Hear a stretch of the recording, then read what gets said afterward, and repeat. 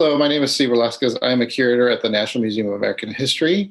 Welcome to our Food History Weekend, Food Futures, Striving for Justice.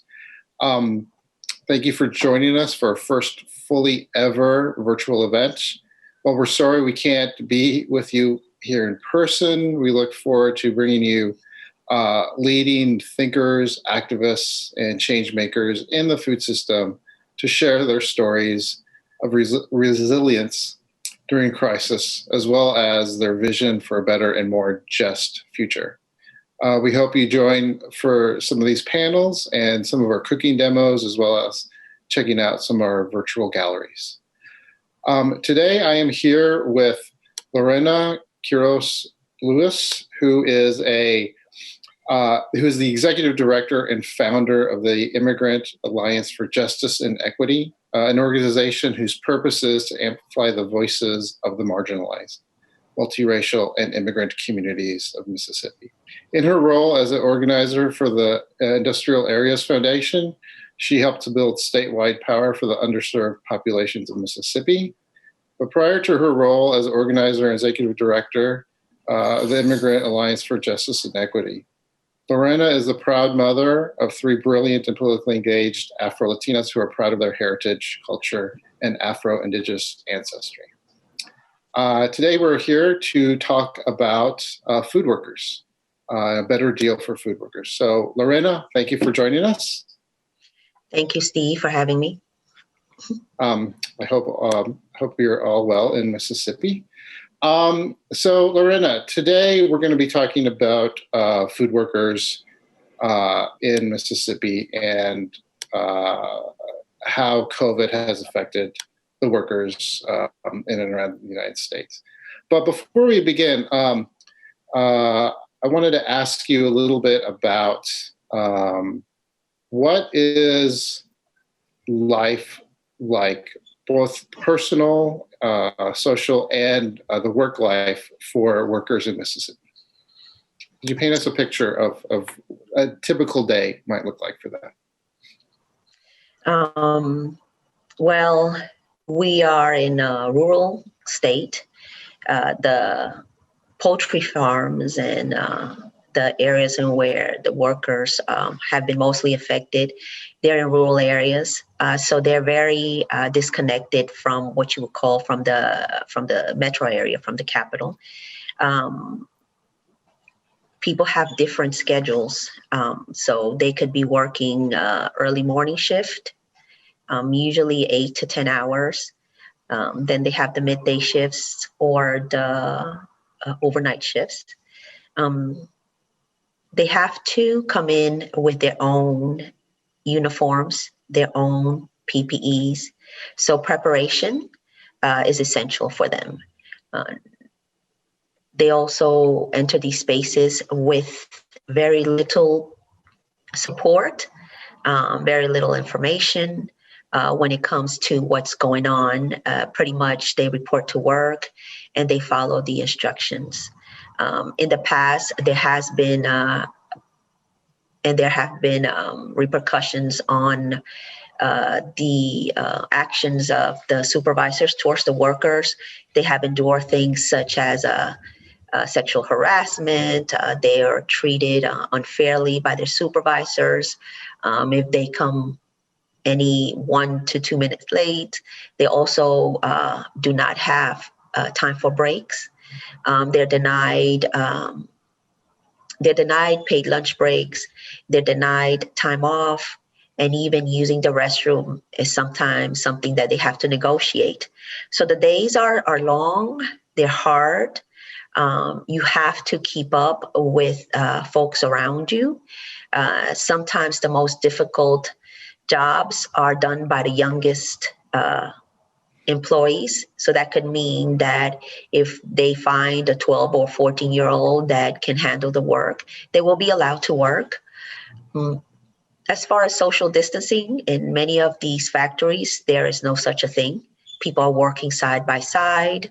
The smell of a chicken plant, you can pretty much pick up blocks. So as you enter through the doors, that pungent smell It just seeps through your nostrils and often stays in your clothes. Even if you are wearing protective gear, it's something that a lot of the workers have recounted, have told us, this is a smell. We have to scrub well, but it still stays in our nose.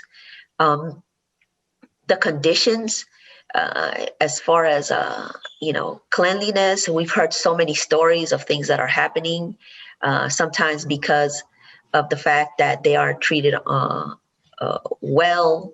There's a lot of, as far as hygiene, that they have to skip. And then, of course, the fact that the workers are deemed replaceable. So they feel that they can be spoken to. The supervisors feel that they can be spoken to anyway. They're threatened constantly with being reported to the Migra or ICE. And it's very rarely when the workers decide to stand up and say no more. So long, hard days. Oftentimes, the workers develop arthritis and chronic conditions in their arms and their backs because they are cutting frozen parts. And it's a struggle, language barriers. Very little of the supervisors speak Spanish. And of course, zero indigenous language speakers. So they're difficult situations, grueling work, but they in and out, they continue to work so that they can provide for their families. How many workers are we talking about in the plants, Mississippi, nationally, whatever you, the information that you have, just so we get a sense of what we're talking about here, how big of an operation this kind of business is? So I don't have exact numbers, and I don't know if you can edit this, but each of the plants is different. There are some plants that are under 300, but there are some huge plants in Laurel that are in the hundreds, over 700 employees. And there's right now the plants that I'm working with directly, there's 6 plants, so it numbers into the thousands. And if you go farther out north Mississippi, of course, you have several other plants, not just the poultry, and then the farm workers that are in the northern part of Mississippi. So we're talking about thousands and thousands of people. And these numbers are not reflected in the census, just the general population of the Latino or Hispanic immigrant community. They do not reflect the actual numbers in these towns. So what is life like for the workers in the towns? Is there a large support system there, both pre-COVID and post-COVID? What kinds of support systems are there for workers in these towns, or was it non-existent? Well, as immigrants, we arrive in these places because usually someone has given us information around, the amount of jobs that are available. So there's usually some family member or friend to go to. And the immigrant community, we're really good at creating our own support systems, whether it's family, we come from areas where, we're very tribal. Our culture already, it's, our family oriented. So these are the kind of support systems that have been formed by the immigrants themselves. There's a lot of tiendas, you have them popping up everywhere, Mexican, Central American, that provide some of the food items that they find, of course, that's an essential piece, to have that seasoning from Mexico, Salvador, Honduras, which is Guatemala. And also, the clothing and just items to have around your home. But as far as government agencies or NGOs, there's not much of that support for our people. The support that exists is something that the families have developed themselves, whether it's through social media to keep each other informed, or through these tiendas or these long-standing relationships, is what kind of keeps us together, and is what enables us to get the little resources that we have. The support coming from places like the health department is very scant. We often have to remind folks that we're here. For example, language barriers, which we know it's something that federally places like the health department or offices that provide other services are required to provide us with interpreters or translated documents, is something that's non-existent. So we often have to turn to people to interpret for us. And so people will take advantage of this. People will charge exorbitant amounts to interpret for folks. They're not vetted interpreters. They're not trained interpreters. So they pretty much do what they want to do, what they feel, as opposed to being a ethically or trained interpreter. And then also going into talking about healthcare, right? So access to hospitals or large healthcare centers like UMMC, which is the largest healthcare center or hospital in our state. Oftentimes it takes anywhere from 45 to an hour and a half. Now I'm speaking of the central Mississippi area. We have other areas, and there is no public transportation. So you have to rely heavily on your own, a mode of transportation, whether it is, if you have to have a car in Mississippi, but we know that we lack driver's licenses. So we rely on folks that have driver's license. We rely on folks that can speak the language. And again, these trips can cost upwards of $100. As far as social services, there's very little to inform our people that sometimes Medicaid can pay for your transportation to and from your home to the hospital. So there's no or very little outreach, very little education done by the government agencies and institutions. They're really failing us when it comes to these resources. Lorena, you just painted a picture of a complicated situation for the workers and kind of the issues that they face daily. Can you tell us a little bit more about how COVID may have exacerbated some of these issues? Sure, Steve. Yes, and these were pre-existing conditions. They've been around for years, decades. And as you may know, on August 7th of 2019, Mississippi experienced the largest rates in the history of the nation. So we have been facing the devastation of over 700 families that were affected, loss of income, the trauma that is still being deeply felt by not just the folks directly impacted, but their family members, their spouses, hundreds of people deported, people in detention, children that witnessed these helicopters hovering over them, and as they're on their way to school, children arriving home to no parents. So we have just been hit with that, and we were barely making it out of this dark hole that the community, and as you know, our communities are resilient, right? They just keep going. And then COVID, COVID hit us.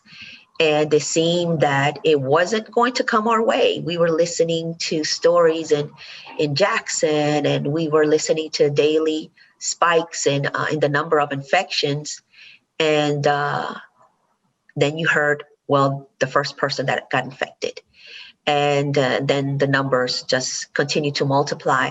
So when you have this trauma already, in as part of your livelihood, and people are beginning to get sick all around you, there was a huge scare.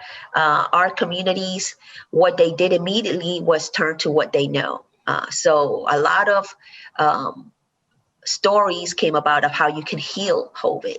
A lot of herbs, a lot of herbal remedies, a lot of drinking soup and teas, and the way that we would handle something maybe in our countries. A lot of our communities are indigenous, so there were many stories of ways for supposedly us to keep COVID at bay. But people fell ill. People were contracting COVID, and there's hotspots. Because I was part of some conversations with the health department, specifically around the poultry farms, because the lack of PPE, because the lack of information, because not only even when the information is dispersed, they're not thinking culturally. They're not thinking. A lot of our people are not able to read these long letters of how to not become infected. So there was a lot of work to be done, a lot of work as far as bringing out the information, the correct information, as far as social distancing, as far as PPE. And then within the poultry plants themselves, it took a while for the poultry, for the managers to provide PPE. Many folks had to resort to making their own PPE. And so a lot of us, the activists or the community organizers, we tried to provide sewing machines, materials for them to make their own masks. And of course, the community responded, making hundreds of masks and sharing them. We got into conversations with the health department to bring hand sanitizer, because we weren't able to do like many folks did. They went out and they purchased hand sanitizers, masks, toilet tissue. Our community did not have that. Their savings had been depleted. They had gone into paying for their own mortgages, their friends' mortgages, their neighbors' food. And so that was pretty scary, trying to get folks to access to these things. In the poultry farm, in the poultry plants themselves, there are some changes eventually after a couple of months, because the state was closed down at the beginning. Our people, which had just been recently, declared replaceable, were now essential. So there was a letter that was given to many of our workers. ICE had been, and the police had been roaming our neighborhoods with many different, for many reasons. There was always a reason for ICE to be parked outside of a trailer park, saying that they were looking for certain criminals, for certain felons. But it was pretty much a scare tactic. They would just, you would often see the black SUV parked outside of the trailer parks in central Mississippi, in Laurel, to intimidate people. And they had been also a huge increase of these stops where they check your driver's license, because as we know, our community, many of them don't carry driver's license with them. And so all of these things ceased. They actually ceased when COVID hit, because now our people were essential. Now our people were necessary. People, they had to get this, the food out. They had to get the food delivered. So people were asked to come to work. There were even times where you had the managers of these plants actually do outreach and post, we're hiring in places like laundromats, in the grocery stores, to bring people in. They were offering them raises. So all of a sudden the tables were turned. Now you are essential. Now we need you. Signs came up outside of the plants. We have essential workers here. So it was just completely, the irony of it all, right? The irony of it all, that now where needed, people were getting sick. And so once people started to get sick, again, you have what the public charge, and people were terrified to even share that they were sick or to seek health care. Not that it was abundantly, available or easily accessible to them. But people thought that if they sought help, it would somehow affect their pending immigration status.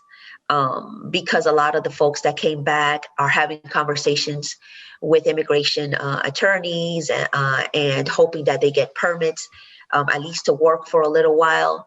They did not want to jeopardize this what may seem like an opportunity to get a permit. And so people were coming to work and not reporting that they were sick. And so we had huge increase in numbers in the poultry plants because of this, because of the perception that you were going to get fired or it would affect your immigration status. And then also they did not want to be seen as contagious to their neighbors, right? So they didn't share. And then they went and of course, you had breakouts within these plants. Soon enough, they did start providing PPEs, but the EPEs were not something that could be used continually. A lot of the workers complained that they were the paper masks that got soiled easily because they're people are dealing with blood and fluids from the animals, from the poultry, from the birds. And so there was a lot of just folks just scared on what was going on. And then, of course, the folks who are doing the organizing, the activism, we did a little bit of pushing in the detention centers to try to get some of our people that were 50 and over freed, people with pre-existing conditions. And there was a release, a very small number of people that were released with that action, with that activism.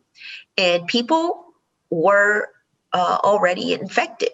So we had, again, another spike of people coming in, especially in Canton. There were several people that were released that did have COVID, that had not been experiencing symptoms when they were in detention center. And keeping folks quarantined, again, that was a challenge. Food started running out, and this is when everybody kind of had to get together. The community had to get innovative. We did have a lot of the beauty of this is that we have fertile soil here in Mississippi, and our community does know how to plant. So there was a lot of increased gardening. You saw a lot of gardening pre-COVID, but now a lot of the backyards were used to grow, squash, beans, just all kinds of beautiful things in people's backyard. But it's not enough to provide these things for your family. And so the community did reach out, and a lot of us developed mutual aid systems where we banded together with religious institutions and then just with allies to be able to provide folks with monthly, weekly food packages, care packages for babies. We wanted to make sure that they had the things that they needed. And so the community, again, got together and created resources where there were very few or zero resources. So has the industry now, have they changed and reacted to COVID any differently? Are they doing temperature checks before the workers go in? Have they increased the PPEs? Has the industry responded any differently or better since COVID has hit, since those days? So it depends on which, there's several plants. What we hear is that some of the larger plants are responding well, are providing PPE. They've actually allowed the health department to come in and look at some of the measures that have been taken. In conversation with the Department of Health, we did provide some educational material that was easy to understand, more pictures as opposed to a lot of wording. But some, and I was just speaking to someone this morning, are not providing PPEs. They are not providing social distancing. And so people are scared that there's going to be another wave. We see spikes here and there because kids are back in school. Many of the schools decided to start bringing children in slowly. But by now, many of the schools, especially of the areas that were affected or close to the poultry farms, are saying, well, now it's time for all kids to come in, where before it was just half of the school population attending at a time. So we are feeling like there's going to be a spike. And of course, with children affected, parents affected, have they gotten better? I guess you can say they've responded a little bit more to the needs. But the situations pretty much, as far as treatment, as far as how people are seen, remains the same. Recently, we were told people were just let go because they decided to check their papers. And so they called folks in one by one. They told them this is something that we must do. They let people go. But then weeks later, they're rehired. And it seems like, this is a game that they play so that people, whether it is to keep folks terrified, to keep folks traumatized, to let them know who's in control, to let them know that really, they can do whatever they want with them. That's something that it's being programmed into the minds of these workers, right? That they are pretty much disposable. And because they need to supply, to provide for their families, for their children, they're going to continue to do this, which is why the activism, which is why the organizing is so important in building on what the community has, right? Our community has, we have, our people have traveled thousands of miles, crossed deserts, many, barefoot for the last couple of hundred, not feet or miles, because they have fled these horrible conditions of abuse in their countries. And who really wants to leave their families and not see them for 2 decades? It's a choice that's very difficult. And to arrive in this land, which is deemed, a place that's welcoming, home of the free, and then to be treated as such is heartbreaking. So our people are resilient. They find ways, but they carry this trauma and on them constantly. And organizing, it's super important in our community to remind them, that they have the power to change things, that in unity, there's something that we can do to push back, because we saw how we were needed a couple of months ago. A couple of months ago, we are essential. So if the community got together and let these poultry plant owners, these employers know that, there's ways where we can take care of ourselves. If we were able to create an organized system where we're providing for ourselves, there's a lot that we can do to change situations here in Mississippi.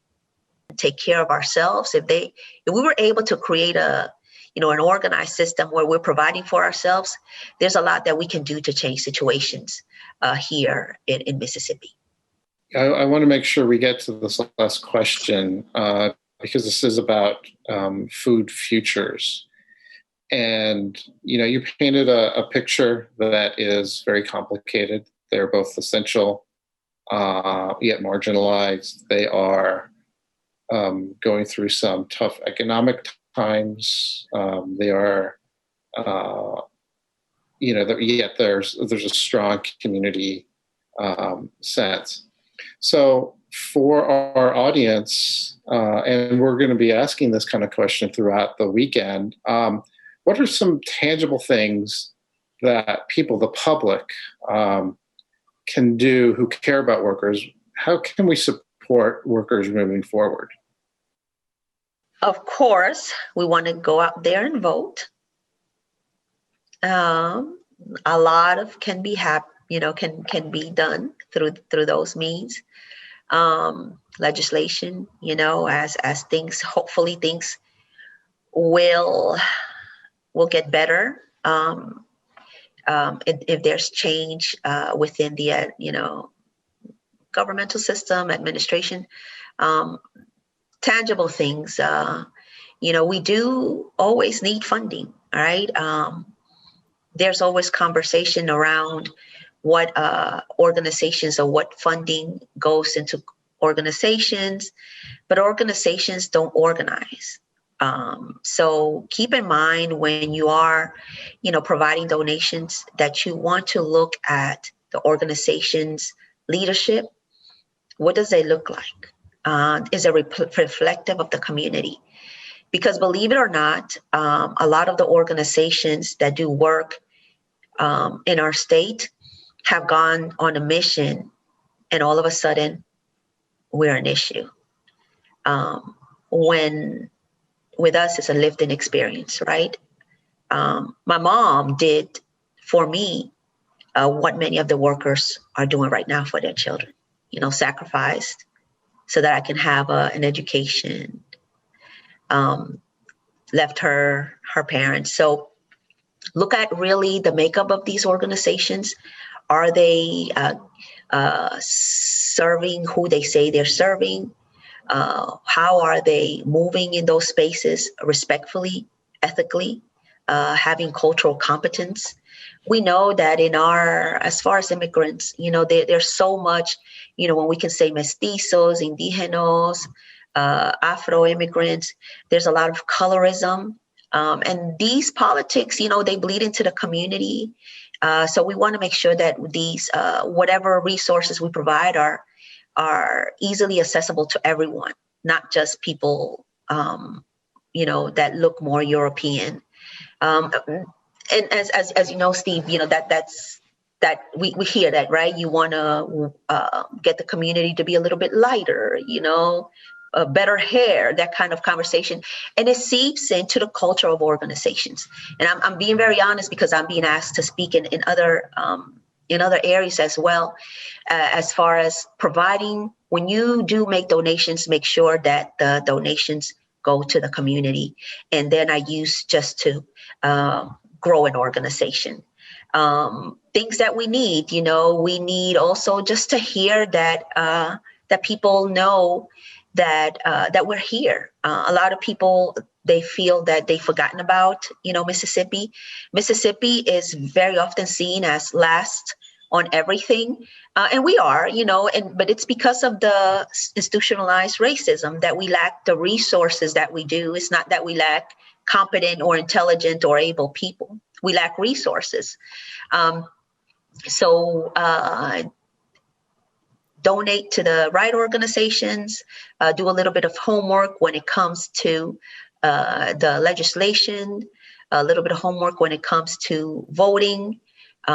There's, as far as, we are always in need of items, food. Oh, this is where I messed up, sorry. We're always in need of, as you mentioned, tangible items. These communities here in Mississippi, winter's coming up with people that are not able to work and laid off, and with these kind of very fragile situations when it comes to their work situations. Children, they grow. They grow every 3 months, so they're going to need clothing. They're going to need shoes. They're going to need coats. Right now, we have a lot of families saying, coats are very expensive. They've run out of coats in the resale shops. What can we do? So things like that. Provide services for babies, diapers, cleaning, those kinds of things are some things that are needed in our community. Are there other things, other ways to, maybe it's a delicate situation, right? If we press too much on the industry, they could close up shop and leave. And so kind of balancing as an industry whole, agriculture, food worker, meat packing plants, is there tangible things that consumers can do to pressure these industries without pushing them over the edge, so to speak? Are there ways that we can, as consumers, do something? No, actually, I don't think they're going to go anywhere. I think that the situation for these poultry plants, I think that we really can apply pressure without having that fear and creating some change. I think as consumers, It's going to, so as organizers, it's tricky because you want the community to take charge. And so the deep organizing work, the deep leadership building has to come from the community. The community has to say, and I depend even on somebody like me, right? Has to say, look, let's organize and let's move things. And so once the community comes to the realization that they, you just had this letter that said that you're essential, that they have the power, we can definitely use the support from consumers in not purchasing items from these places. There's definitely, we can make suggestions as to better places through which purchase items from better brands, but this is something that needs to come from the community. Our community in Mississippi is still reeling from the trauma, still feeling that if they say something, they're going to face repercussions. We just last year, the EEOC actually won a couple of $1 million for some members of our community.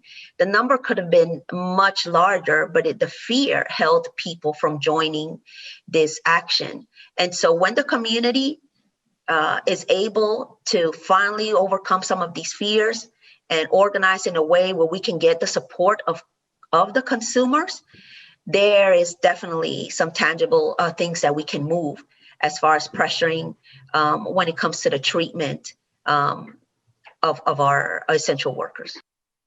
Lorena, could you maybe describe for us a little bit more about during the COVID crisis, what kinds of services and networks, how did the community actually come together?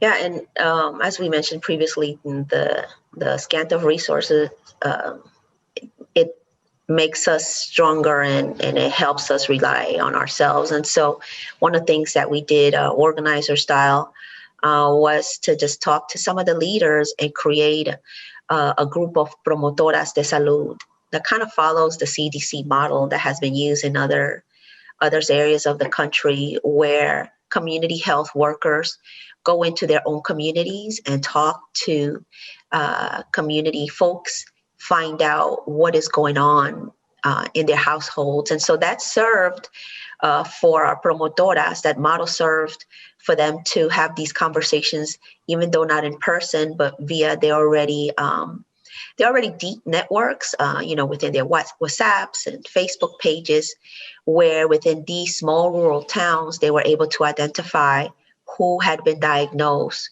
with COVID when the general town wasn't aware. And also they created lists of people that were quarantined, people that were being let go because they had COVID, because many people were let go. And they provided sometimes weekly lists of people that were sick, who was in dire need of food, who was in dire need of even cleaning agents, right? We bought a lot of bleach, of hand sanitizers, because we did not have, again, the ability as a community to be able to save up on these things. So the promotoras de salud in central and north Mississippi, from areas that were directly impacted by the raids, began this work as soon as March, and they continue to do the work. And that's how we are informed of where the community needs masks, what the children need. We were able to partner with the health department in getting masks for children, so smaller masks, hand sanitizers to give out to the kids to take to school, and food. We partner with national organizations, which actually gave cash stipends. This work could not have been done without the promotoras, without that knowledge of the community, knowledge of what is going on even in households. And they were delivering food. You have people that travel sometimes an hour to pick up care packages and drop them off at people's front doors because, the social distancing. So this work that the promotoras did in central Mississippi also spread in areas in the Delta and on the coast, and even in northern Mississippi, where we have community health workers speaking sometimes daily to folks within their communities to find out what's going on, who's sick, who needs attention, who needs to go to get tested, where are these centers, what is going on in their language. And so this deep organizing that's happening in the community by the promotoras is something that has served to be able to provide services to folks that we would not know otherwise were in need of the services. Yeah, it sounds like a very interesting model. Are you guys trying to kind of reformulate that model for other aspects, or to really engage or tackle one specific issue now? So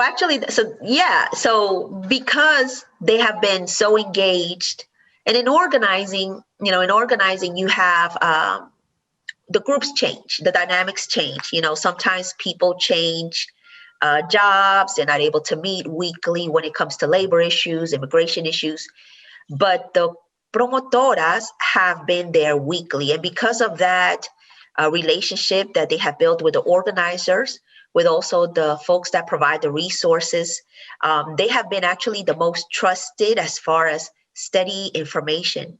And so we actually recently had a scare, a defense scare, something that required defense.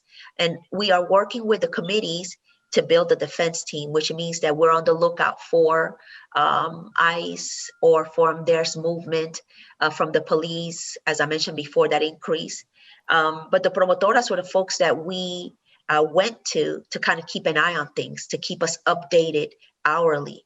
Do you see this happening? And they had built this network within their communities where they were able to reach people quickly. So it is something that we can use past, hopefully, COVID soon, and continue to organize within the communities as we build the relationships, not just with the promotoras, but as the promotoras continue to grow as leaders and then build these relationships with the rest of the community. So this infrastructure,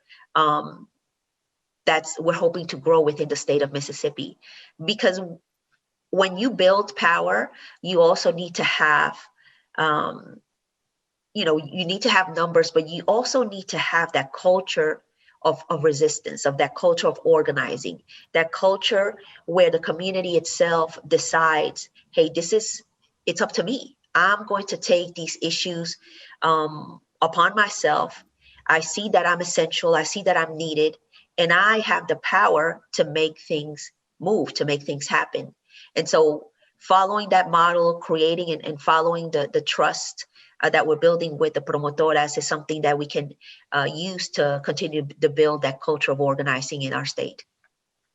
Lorena, is there anything else, now that we've come to the closing, is there anything else you want to mention or talk about that maybe we didn't cover? It is a very complex situation on the ground, right? And so, and there are many, many, many other aspects that we could cover. But you as an organizer, you on the ground with these poultry workers, did we miss something that is very important that should be part of the discussion for our audience to know about? Yeah. One last thing. The majority of the folks in these areas are indigenous folks from Guatemala and Mexico. And so I'm really, as someone that has been here over 35 years, and you become acculturated and lose a lot of the things from your country. There's a lot of cultural work going on, and it's beautiful because it just brings me back to things that I've heard from my abuelitas, and the way that that we use medicine, the herbal medicine, the things that we cook. So the indigenous women of Guatemala that are doing some cultural work are going to be very important to this work. The majority of the promotoras are indigenous women, right? We know that they've had to organize in their hometowns very often. So I just wanted to lift up the stories of these wonderful women who are often seen of as not knowing because of their indigenous background, because they may not speak Spanish clearly, but people often don't realize that they're trilingual, that they speak two other dialects, and they're doing a decent job of learning Spanish, and trying to learn English. So lifting up the stories of our indigenous communities in existence here that have these, amazing ancestry. They're descendants of Mayans, right? We have Maya Mum here, Maya Quiche, and several other dialects, and that we want to encourage them to keep their culture because it really creates, Mississippi, really, there's a lot of potential for us to have, if we don't fight, if we don't try to force them to assimilate so much beauty that can be created here through organizing. But our work, we have Facebook pages, the Immigrant Allies of Justice and Equity. We're on Facebook, Instagram, Twitter. If you want to see some of the work that has been done by the promotoras, and just we're very grateful that we have this opportunity to share the stories of what's going on. Yeah, I think for another panel, another discussion is like documenting what these indigenous populations and communities know and how they're kind of using that knowledge and how it changes or affects their life in Mississippi and how that kind of helps the larger population with their knowledge of plants and health, right? And I think that's kind of a very important aspect for another panel, for another discussion. Yeah. So correct. But, yeah. Not discounting their knowledge. Yeah. It's and one last thing I'm going to throw in there. So one of our organizers actually works for the school system, and he just told me that he's running the school council in his school, and he said 95% are Guatemalan children of the indigenous community. So, we see that movement, and we see that they want to, bring their knowledge they want to be civically engaged. And so we cannot discard that knowledge that they bring. Yes. Yeah. And many people, don't know that a lot of these industries, agriculture, food processing, is indigenous. It's a population percentage is growing and growing. And that kind of affects the communities as well, right? It's not black or white, Spanish. It's now, like you said, other indigenous languages or other languages, other people. And that changes dynamics in these little communities. And I think it's going to be interesting to see how that plays out in the future. So thank you, Lorena, for your talk, and I hope we can cross paths again. Thank you. Very, very excited to be able to share and live the stories of our folks here in Central and Northern Mississippi. Thank you so much for joining us today, and thank you for all our panelists for the weekend. Please be sure to tune in for more programming throughout the weekend. Thank you.